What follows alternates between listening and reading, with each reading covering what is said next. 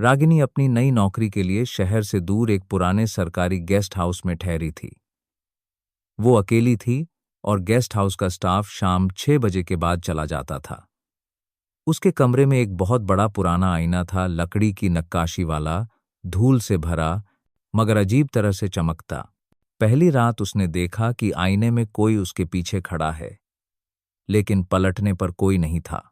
दूसरी रात वही औरत फिर दिखाई दी, इस बार साफ साफ खून से सना सफेद दुपट्टा, बिखरे बाल और आंखों में कोई पुतलियां नहीं, बस खाली सफेदी।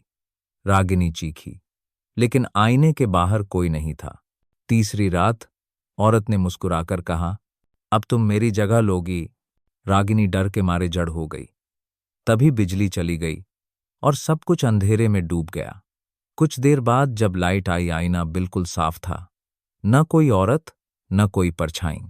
रागिनी ने सोचा शायद सब कुछ उसका वहम था। उसने चैन की सांस ली और अगली सुबह निकलने की तैयारी की, लेकिन तभी उसने देखा कि आईने में उसका प्रतिबिंब नहीं देख रहा था। आईने में जो रागिनी थी वो अपने आप मुस्कुरा रही थी। उसकी हरकतें बाहर की रागिनी से अलग थीं। फिर आईने वाली रागिनी ने कहा, अब बाहर मैं हूं और असली तू इस कांच के पीछे फंसी रहेगी हमेशा के लिए।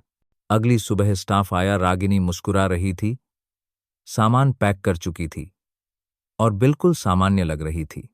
लेकिन जैसे ही वो वहां से चली गई, कमरे के आईने में असली रागिनी अपने दोनों हाथों से शीशा पीट रही थी, चिल्ला रही थी और बाहर कोई सुन ही नहीं रहा था।